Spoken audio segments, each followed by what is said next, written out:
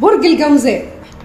برج الجوزاء، بس اول ما قلت كلمه جوزاء انا ابتسمت، حسيت بالطاقه الايجابيه داخله عليا كده، ما اعرفش منين. برج الجوزاء انت اكتر الابراج حظا في شهر 12.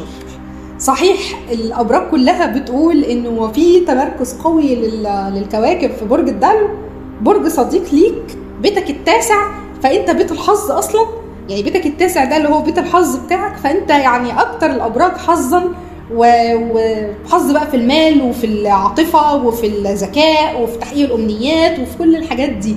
فالصراحه اول ما قلت الجوزاء شرح قلبي كده، وحسيت بطاقه ايجابيه داخله عليا. تعالوا بقى نتفق انه برج الجوزاء انت الشهر ده عندك تحقيق لاهداف ماديه، اهداف ماديه قويه جدا جدا. انت منين ما هتحط ايدك هتكسب من حيث لا تدري. فعلا ده بقى اللي فعلا من حيث لا تدري ولا تحتسب. سبحان الله. الكواكب كلها واقفه في مكان داعم جدا جدا ليك يا جوزاء. الناس اللي هي كانت عندها امور شراكات هتتم الشراكه، الناس اللي كانت مستنيه تتم مثلا امور في بيع او شراء منازل جديده او كده هتشتروا على فكره الشهر ده. حتى لو انت عايز تبيع هتبيع، وهتبيع بصفقات انت نفسك ما كنتش متصورها.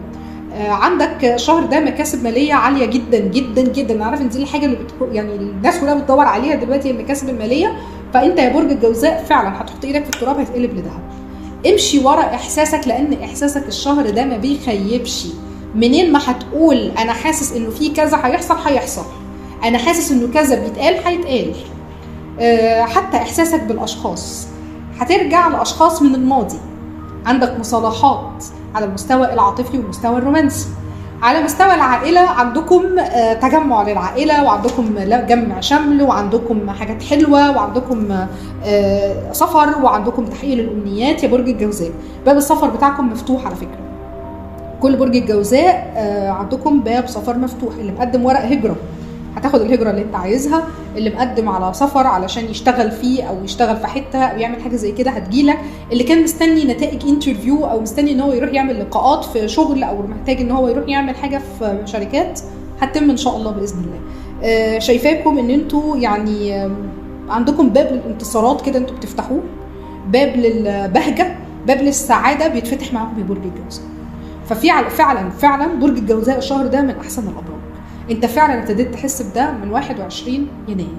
تعال اقول لك بقى 5 فبراير هيدخل برج الكوكب العطارد، هيدخل على برج الدلو اللي هو بيتك التاسع.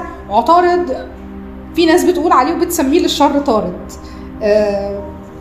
ده معناه ان انت هيبقى عندك ازدهار في المواهب، الصحه، في استشفاءات. ناس كتير هيبقى عندها استشفاء صحي، ناس كتير هيبقى عندها مستجدات هتحصل وقرارات كبيرة هتحصل في حياتها. عندكم زي ما نقول كده حظوظ في أي حتة أنت هتروحها، أي حاجة هتعملها كله هيمشي معاك حلو يا جوزاء. صاحبوا برج الجوزاء يا جماعة الشهر ده، كونوا بتوع مصالحكم. ما يهمكش حتى لو الناس قالت لك ايه ده انت بتاع مصلحتك، انت بصاحب برج الجوزاء عشان برج الجوزاء هيبقى عنده حظ سعيد. كونوا بتوع مصالح، روحوا صاحبوا الجوزاء. الجوزاء فعليا احسن الابراج هذا الشهر. خلاص لبقيه العام على فكره برج الجوزاء فعلا بقيه السنه كلها عنده حظوظ حلوه جدا جدا. يوم 13 المريخ هيبقى في بيتك التاسع، هيدخل على برج الدلو. خلي بالك ما تحسبهاش غلط. هنا بقى من يوم 13 اقول لك خلي بالك من 12 كمان، من يوم 12 فبراير لغايه يوم 16 فبراير اقول لك ما تحسبهاش غلط. خلي بالك من قراراتك، ما يكونش الامور جايه على صحتك. خلي بالك، بلاش عشان ما تخشش على ازمه ماليه. انت كده كده ان شاء الله ما عندكش ازمات ماليه، لو حسبتها غلط وخدت قرارات سريعه واتشنكت هتدخل في قرارات غلط. برج الجوزاء انا شايفاكم ان انتوا من احلى الابراج، فما تقفلهاش بطريقه مش حلوه.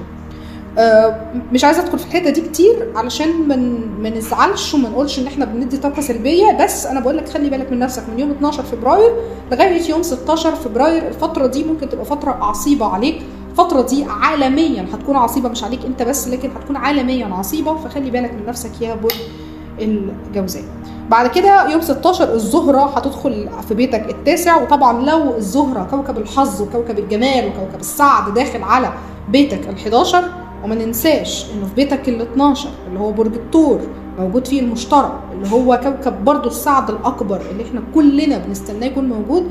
وكل الكواكب دي في تقدم مش في تراجع، فمعنى كده ان انت حالك بيتقدم، بتبتدي يحصل عندك مكاسب، عندك يا جوزاء فرصة كبيرة جدا للشهرة، عندك فرصة كبيرة جدا جدا ال4 أيام دول ان انت تحقق فيهم اي حاجة انت بتتمناها واي حاجة انت كنت عايزها يا برج الجوزاء.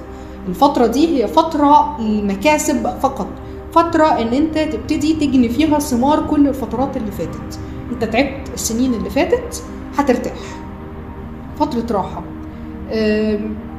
من يوم 21 فبراير لغاية يوم 30 لغاية 29 فبراير، لان احنا في شهر فبراير السنة دي سنة شهر كبيس، فالفترة دي هيبقى الشمس موجودة في برج الحوت وده بيتك العاشر، فممكن تبقى شوية محطوط تحت الميكروسكوب، ممكن تبقى شوية الدنيا مركزة معاك، لكن ما تنساش ان باقي الابراج كلها مديالك دعم. فلو انت محطوط تحت المجهر زي ما بنقول او تحت المراقبة، فباقي الابراج مديالك دعم، فمعنى كده ان انت هتقدر ان انت تعدي الفترة دي.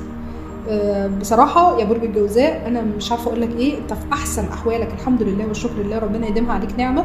وهنا لما بتكلم على الجوزاء عشان ما حدش يا جماعة يقول لي انا جوزاء ومش شايف حاجة كويسة وما حصليش حاجة كويسة، انا بتكلم على الجوزاء سواء برجك الشمسي، برجك الطالع، الفينوس او البرج القمري بتاعك. كل واحد مننا عنده مجموعة ابراج في حياته، الخريطة الفلكية بتاعته هي اللي بتترسم. لكن انت لو انت شايف ان انت جوزاء والدنيا معاك ماشيه بالعكس، بص على برجك الطالع علشان تعرف منه انت برج ايه اللي مأثر اكتر حاجه على شخصيتك. بص على خريطتك الفلكيه عشان تعرف ايه الابراج اللي مأثره عليك في شخصيتك اكتر حاجه. مش لازم عشان انا موجوده او مولود في برج مثلا اللي هو الشمسي بتاعي العقرب مثلا ان انا اكون كل صفاتي عقرب وكل حظوظي رايحه للعقرب. في حاجه اسمها الخريطه الفلكيه بتاعتنا، وفي حاجه اسمها البرج الطالع هو اكتر الابراج المؤثره على الشخصيات بتاعتنا. فأرجوكم أرجوكم أرجوكم بلاش تدوا طاقة سلبية بالتعليقات السلبية اللي انتوا بتحطوها. شكرا ليكم وأتمنى لكم يا رب العالمين شهر سعيد، شهر مليء بالحظوظ، وشهر فيه انسجام وسعادة وهنا ورومانسية يا برج الجوزاء زي ما هيحصل معاك الشهر ده إن شاء الله بإذن الله، ولقاءات حلوة وحب جميل معاكم يا برج الجوزاء الشهر ده. سلام عليكم.